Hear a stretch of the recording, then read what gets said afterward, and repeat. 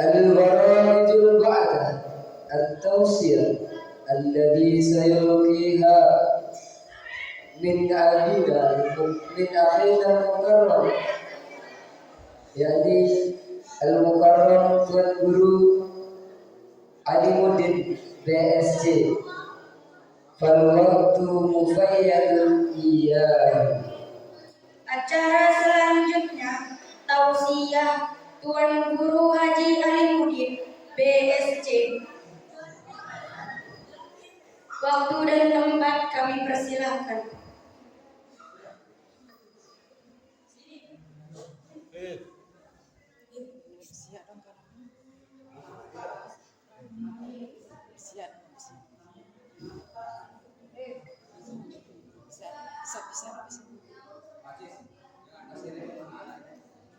Bismillahirrahmanirrahim.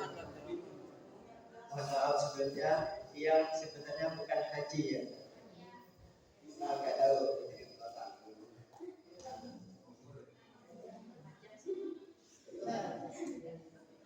Bismillahirrahmanirrahim. Assalamualaikum warahmatullahi wabarakatuh. Kurang semangat. Assalamualaikum warahmatullahi wabarakatuh.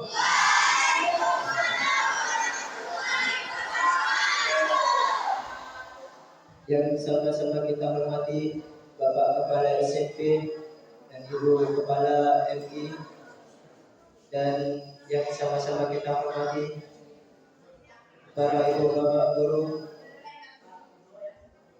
dan yang saya cintai adik-adik yang belajar di SMP, lebih umumnya yang belajar di Pondok Pesantren Darus Salam Al-Kubra.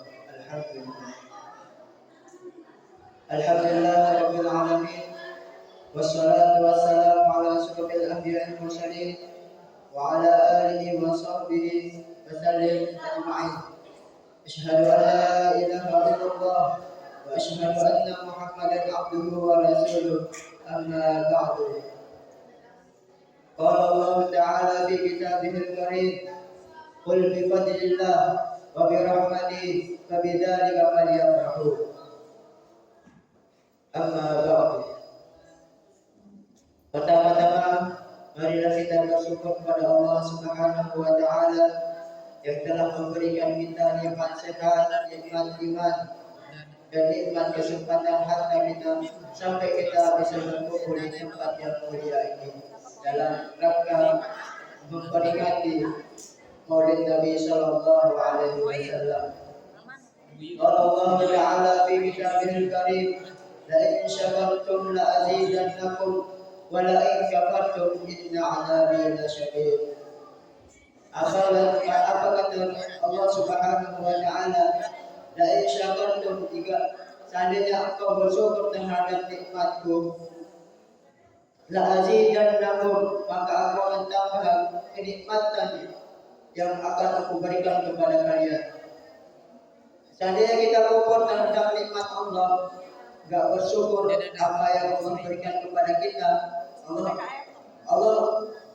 Allah menyatakan, wala in kafartum inna 'adzabi lasyadid. Seandainya kalian itu kufur, yakni enggak mensyukuri nikmat apa yang saya berikan kepada kalian, maka azab Allah sangatlah pedih.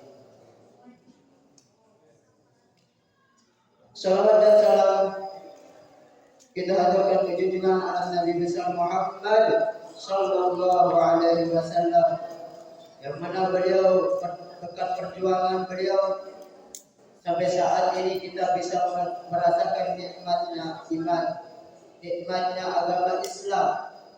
Kita mengetahui mana yang benar dan mana yang salah.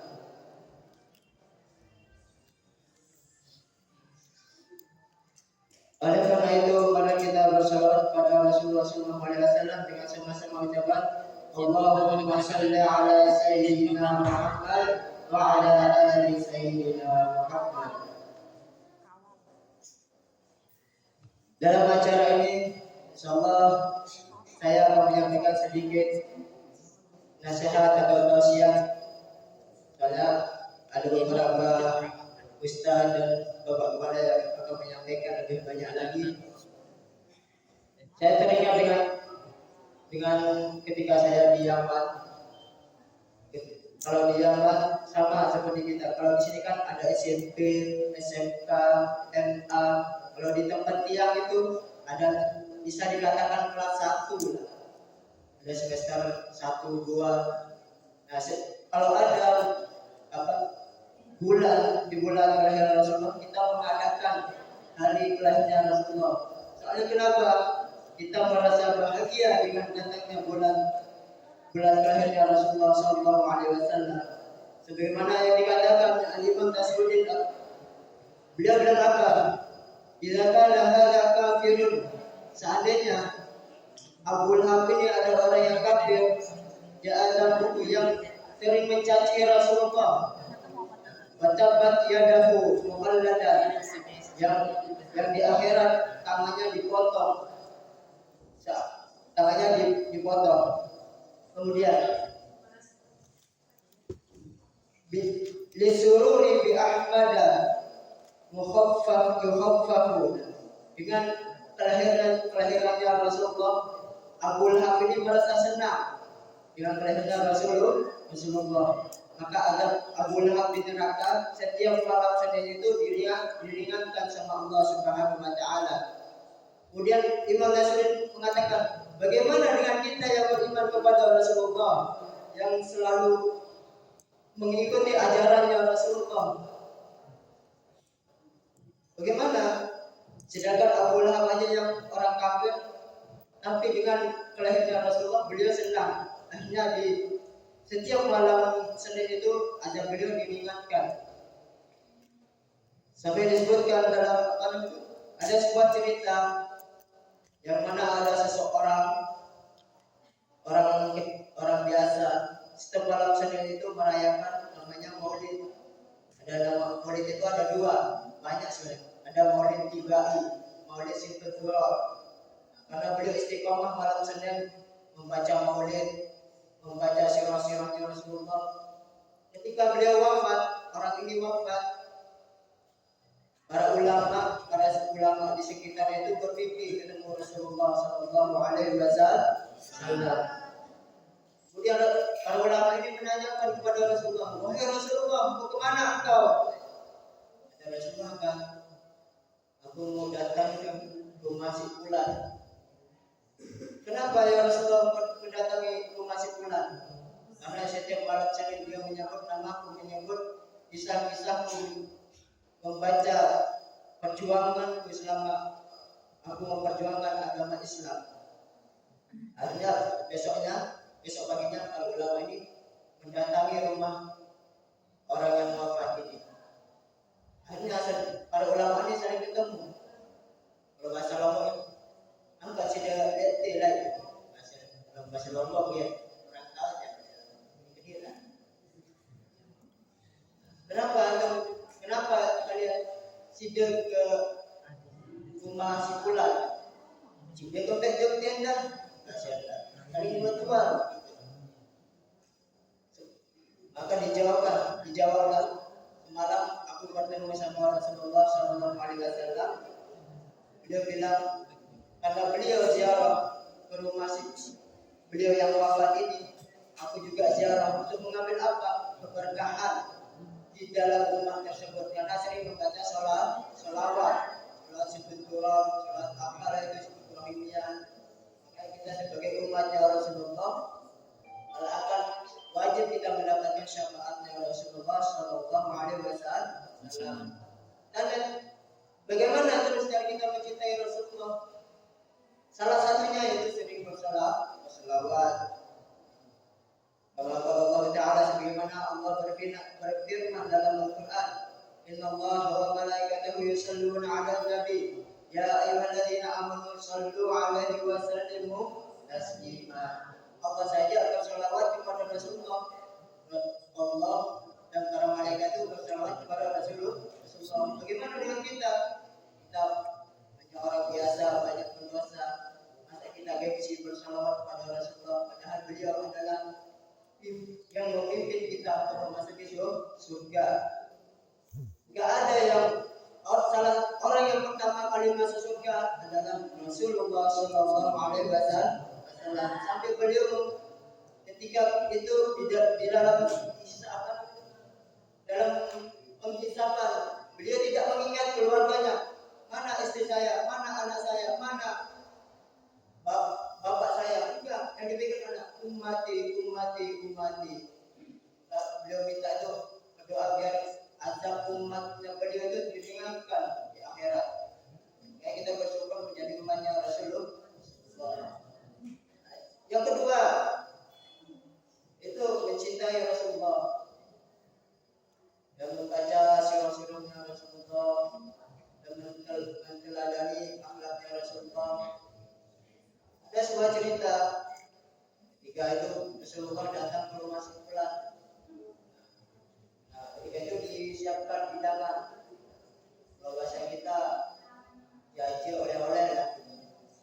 Akhirnya beliau makan sendiri. Akhirnya para sahabat kaget, kok tumben Rasulullah bagi-bagi pada kita. Kok tumben beliau Rasulullah makan sendiri. Biasanya kalau ada makanan dibagi semua biar mendapatkan keberkahan. Pas saat ini beliau makan sendiri. Nah, para sahabat curiga. Pas pulang dari rumah si pulang, dia ditanya, ya Rasulullah, wahai Rasulullah, kenapa engkau tidak membagikan makanan kepada kita? Dan biasanya engkau membagikan makanan kepada kita. Kata Rasulullah, ya, aku sengaja memakan sendirian. Kenapa? Buah yang dihidangkan oleh pemilik rumahnya itu sangat pahit. Seandainya kalian makan, maka kebahagiaan yang punya rumah itu akan hilang dengan apa yang kalian rasakan ketika makan buah tersebut. Makin pahitnya. Kenapa? Ketika Rasulullah memakan buah tersebut, si pemilik rumah itu merasa senang. Gitu. Ibaratkan kita lalu jauh banyak Pak Guru lah. Disiapkan makanan. Kalau kita makan kan Pak Guru merasa bahagia kan? Dalam darah Tuan Guru, Habaib dan Tuan Guru dimakan apa yang Pak Guru siapkan dimakan, bahagia enggak? Iya. Itulah makanya Rasulullah itu menyembunyikan ketidakenakan terhadap rasa apa yang dia makan. Dan menjaga perasaan orang itu lebih berat. Dan sekarang kita tidak tahu itu bukan akadnya Rasulullah. Kita tidak pernah mengajar kita. Ini yang dapat saya sampaikan. Maaf kalau ada kata-kata yang salah, yang masih belajar juga untuk pengalaman yang banyak dari Bapak Guru kita. Assalamualaikum warahmatullahi wabarakatuh. Waalaikumsalam.